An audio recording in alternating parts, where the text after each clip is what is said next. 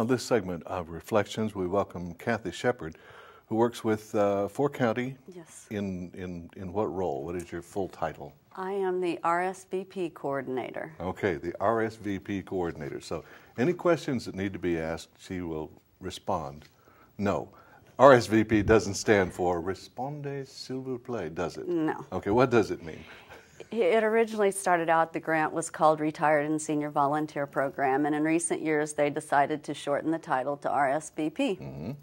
Oh, come on now. You called it that to start with because you knew it could be called RSVP. Come on. I know that happened. What is it? This is a countrywide, it is all across the nation, a program that works with volunteer organizations to help them find volunteers to help serve in their communities. And it is a part of the Corporation for National and Community Service. Okay, and I don't even know what that is. Can you tell me briefly what the Corporation that's the government agency okay. that administers the grant. Okay, so it's a grant program that works. And how long has it been going on in our community? In our community, we just started September 30th of 2010. Aha, okay. So now you're highly experienced then, right? Okay. Even with the intercom system that's working. We shoot the program most often downstairs at Fort County West. But anyway, that person was not on the show. No. And we'll get on them. And they will pay a terrible price for it. So what has the RSVP program been doing in our community? I know there's one thing that we want to talk about specifically, but let's kind of get an overview. Well, we have been working with different organizations trying to help build their capacity locally and in the whole Fort County area. What kind of organizations? Volunteer organizations. For example, one of the stations that we have here in Independence that we work with is the Meals on Wheels. Site, and then another one that is most recent that has a big effect on what we're doing for 9/11 is the VFW Ladies Auxiliary that I'm working with. And all the stations that we work with, they have to be nonprofit organizations, and so then we're just working in cooperation with them. I would assume that one of the things you did at the outset a year ago was survey the community and find out how many volunteer organizations. How many did you find roughly? Actually, that was before I came on board. That okay. They did all that when they wrote for the grant. They actually had to research that. But there's really quite a bit of volunteering going on. There's a lot of volunteering in our area. Okay. Okay. You mentioned the 9/11 part of what the RSV program is working on. Yes. And what's that? Well, let me start out with, this summer I was at the National Conference on Volunteering and Service, and at that conference I was able to be in a workshop that included Jay Winnick and David Payne, who are co-founders of My Good Deed, and which sponsors the 9/11 Day of Service and Remembrance, which is now a National Day of Service and Remembrance. And that began, I believe, back in 2002, that they started remembering that day and trying to encourage others to do good deeds on that day. Okay. And so from that workshop, one of the things that they really stressed to all of us is that the family members of 9/11 victims, because Jay Winnick's brother actually died in one of the Twin Towers, and one of the things that the families really want that day to be remembered by is not by the terror that everybody felt when it happened, but they want the country to remember the way we all came together and everybody pitched in and was helping one another and doing any type of community service they could as a nation. And so that's how they would like that to be remembered each year. Mm-hmm. And so from that, they ask us to go back to our communities and figure out some type of community service project that we could do in our communities to help remember that day. Mm-hmm. And through the Corporation for National and Community Service, they asked that we try and do a project like this also. And also, I was able to meet one of the representatives of Blue Star Families. And that is a military family organization that serves military families. Okay. And one of the things they presented to us was Operation Honor Cards. And what that is, and I actually brought one with me here, okay.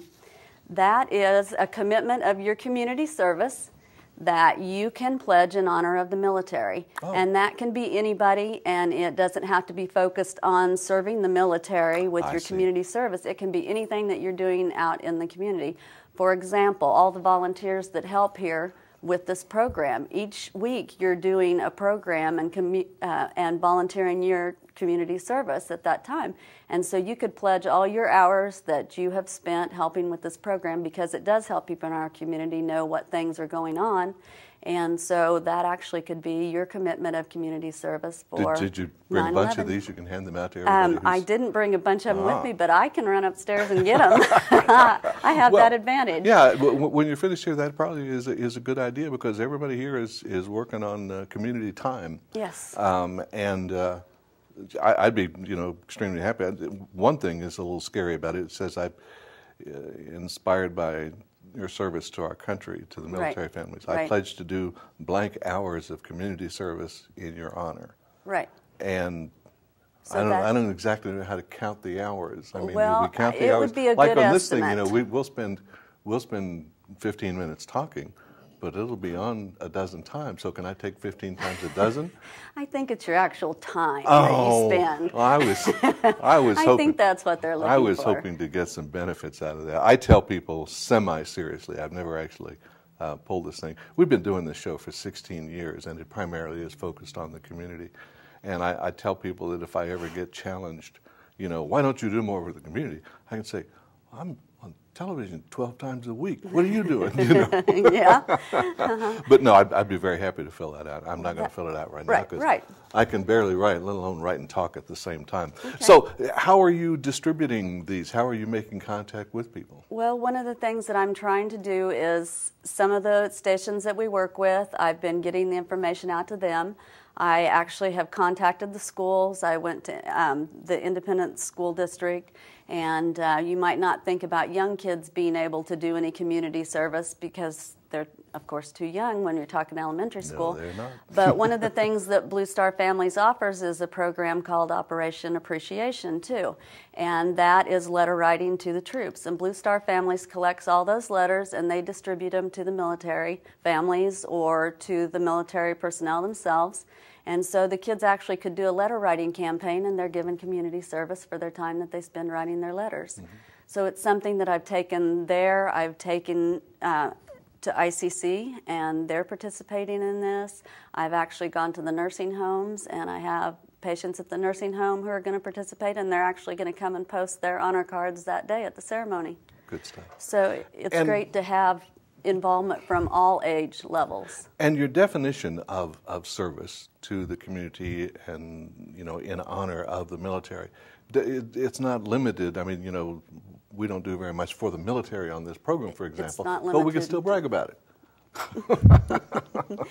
Really, we're looking for any Believe me, type of there's very service. little I can brag about in my whole life, so it's Yes, any type of service that you're doing out there in the community, that's what we're looking for. If you're volunteering your time, it could even be something that if you have a neighbor who's not able to get out and go grocery shopping, it could be something as simple as that. Mm-hmm. Going grocery shopping for them or taking them to grocery shop. It doesn't have to be through an organized station or community service project or anything. It can be anything that you're doing out there. Yeah, and among other things, I think one of the things you and everybody else will learn from a project like this is how much volunteering goes on. There is a lot. Some of it organized, and some of it just, there are nice people in the world. There really are. There are very nice people in the world. How can somebody find out more about this? How can somebody say, hey, I want one of these fancy cards to fill out so I can brag about it too? Well, they can give me a call here at Fort County. My number is 332-1954. Okay. They also can go by Community Access Center and pick those cards up, or they can pick them up at Community National Bank also. Okay. And in a thing like this, again, you're working with this RSVP program that is focusing on this effort right now and focusing on the 9/11 thing, but it's going on all the time. And if there are people who are, I'd like to do something for the community, but I don't have any good ideas. Can you shoot them 6 or 8 good ideas? Well, they can contact me, and I will be glad to work with them to try and find a place that fits for them to volunteer. Okay. There's all types of opportunities out there for everybody. What is kind of your goal with this honor card program? We have set the goal for our area of 25,000 hours. That seems like a lot, but just yesterday I got a card from a woman, and I know she's done the community service. She had 1,000 hours, and I know that for a fact that she's done that. Well, see, if you let me cheat on the thing I was saying, you know, with the 12 times, but okay, never mind. Yeah. we want to be honest with this. It is an honor card, but I've been very lucky to work with the National Program Director for Blue Star Families on this, and they are very excited that Independence is taking this project on and that we're trying to get the whole community involved in this. And the other piece that is unusual for Blue Star Families in the honor card ceremony is the fact that we're actually going to be dedicating a display of names for our local military men and women who have served during Iraqi freedom and enduring freedom in Iraq and Afghanistan. And briefly, what will this amount to? What will this be? Basically, this is in working with the VFW Ladies Auxiliary, it came up that there has not been a display done at Memorial Hall, as there has been for every other war, that lists the names of the people from Independence who have served. So it'll be displayed at the hall then? So from that, VT Hackney and their employees decided to build a display case to house those names, and it is magnificent. It is really beautiful. And so they have donated all their labor and their materials, and then we needed extra materials, and MatCorp provided those. And so we've had just numerous people come forward and offer to help with this project. Another one is Gary's Custom Awards in Coffeyville. He is actually a former military man, and when I contacted him about doing the display names, he actually said that he would love to do it, and he would do it at no cost to us. So people have been very generous with this project. It's a terrific thing, and I really like the fact that it's not let's all get together and grieve again for the 10th anniversary, but let's all get together and try to. We don't have to get together. We can do it individually with service to the community in honor of the military who serves us so well. If you want more information about this, 332-1954 will put you in touch with this lady, who is Kathy Shepard with 4 County, working with the RSVP 4 County program. Thanks a lot for telling us about it. Thank you. You bet. We'll have more coming up on Reflections.